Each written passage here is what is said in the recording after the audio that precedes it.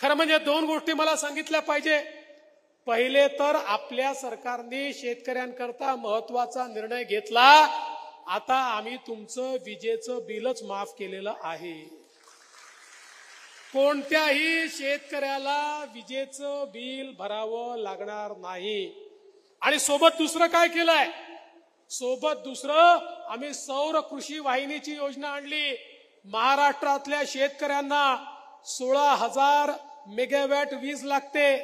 त्यापैकी 12,000 मेगावॅटचं त्या ठिकाणी आम्ही हरित ऊर्जीकरण किंवा सोलर मध्ये कन्व्हर्शन सुरू केलंय, जे 1.5 वर्षात पूर्ण होणार आहे. उलट 4,000चं आता काम अजून चालू करतोय.